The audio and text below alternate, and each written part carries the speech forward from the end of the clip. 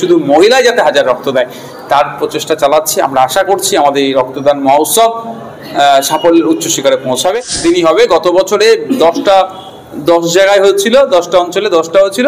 এবছর আমরা সেটা করছি। 5ই জানুয়ারি রবিবার সকাল 9টা থেকে সোনপুর সবজি বাজারে আমরা রক্তদান মহোৎসব করতে চলেছি। মানুষদেরকে ঘর ভাঙার ছবি তুলে সরকার মোল্লা পাঠিয়েছে, যেটা ক্রিমিনাল, সেই ক্রিমিনাল ভাঙড়ে ঢুকে বড় বড় কথা বলবে। আগামী দিন আমরা বরদাস্ত করবো। কোনো মায়ের লাল নেই আমাদেরকে রক্তদান শিবিরে বাধা দেবে, এটা আমি দায়িত্ব নিয়ে আজ বলে যাচ্ছি। যদি হিম্মত থাকে, মায়ের দুধ খেয়ে থাকে, একবার এপারে আসুক। এই জন্য আমরা এই জায়গায় দাঁড়িয়ে আছি। আজকে যদি আমরা মনে করতাম আমরা পালতে পারতাম না, পারি আমরা এমন জায়গায় মারবো কাউকে দেখাতে পারবে না। আপনি এর আগে বিভিন্ন ভাবে রক্তদান শিবির ভাঙড়ে করেছেন, এবারে দেখছি সামনে করবে, আগের বারের তুলনায় এবারে কি আশা করছি?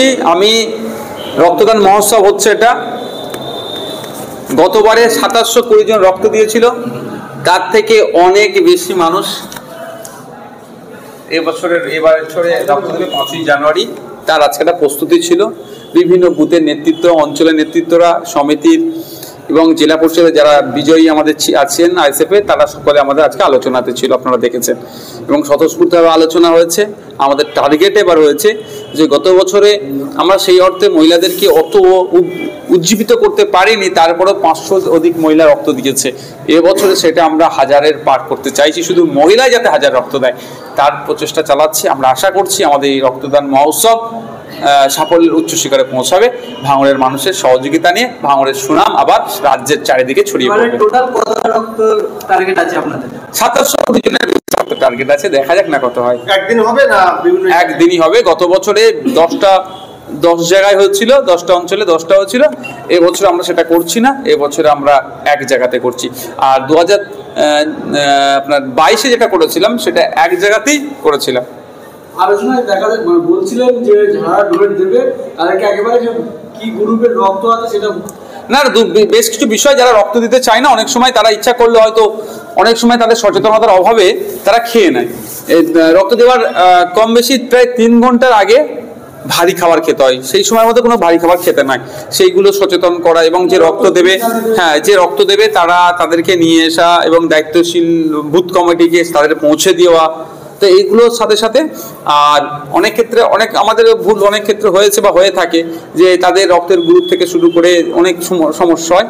রক্ত প্রদানের ক্ষেত্রে কোনো সমস্যা নেই, যা দেবো তার থেকে যার মানুষ ডোনেট করবে তার থেকে বেশি রক্ত আমরা ব্যবস্থা করে দেবো। ওই আপনার যে গ্রুপ, কোন গ্রুপ কার কি গ্রুপ, আমরা স্বল্প দিনের মধ্যে তাদের কাছে সেটা পৌঁছে দেবো। 5ই জানুয়ারি রবিবার সকাল 9টা থেকে সোনপুর সবজি বাজারে আমরা রক্তদান মহোৎসব করতে চলেছি 2025 সালে। দেখলাম যে ভাঙড়ের একজন অবজারভার তিনি এখানে এসে বললেন যে ভাঙড়ের অবজারভার তিনি এসে বললেন যে দেখো, সে কথা আমাদের ভাইজান মানে তোমার ইতিমধ্যে উত্তর দিয়েছে। তবে আমার মনে হয় এই উত্তরটা ভাইজান দিয়েছে মানে আমার দেওয়াটা স্বভাব হয় না। তবুও আমি বলি, উনি তো একটা নটোরিয়াস ক্রিমিনাল। তা উনি শুধু নটোরিয়াস ক্রিমিনাল নয়, উনি মানুষের জন্য ক্ষতিকারক। তা ফের আবারও বলছি, এর আগেও জঙ্গি তকমা আমাদেরকে দিয়েছে, সেটা প্রমাণ করুক আমাদেরকে। এবং ও নিজেই একটা জঙ্গি, আমি বলে দিচ্ছি সওগাত মোল্লা নিজেই জঙ্গি। তা না হলে দেখো, ও নিজে খারাপ না হলে একটা মানুষকে খারাপ করে না। তবে ও কি ধরনের মানুষ সেটা সারা ভাঙড়ের মানুষ জানে। বিগত দিন যা করে এসছে সেটা মানুষ ভালো জানে। এর উত্তর 2026-এ দেবে। তবে আজকের আমি দেখছিলাম ভাইজান আসার ক্ষেত্রে করে কিছু নেতা উগুর করছিল, চুনোপুটিরা। ক্ষমতা থাকে তো একবার এপারে এসে দেখাক।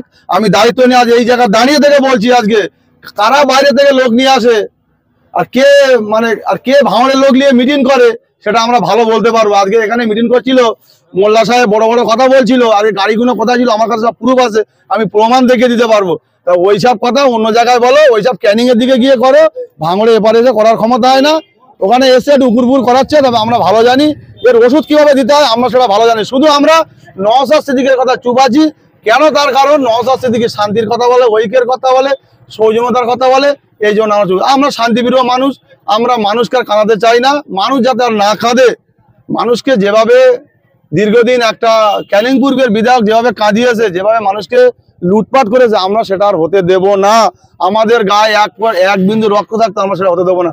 তার কারণ যেসব মানুষদেরকে ঘর ভাঙার ছবি তুলে সরকার মোল্লা পাঠিয়েছে, যেটা ক্রিমিনাল, সেই ক্রিমিনাল ভাঙড়ে ঢুকে বড় বড় কথা বলবে, আগামী দিন আমরা বরদাস্ত করবো না।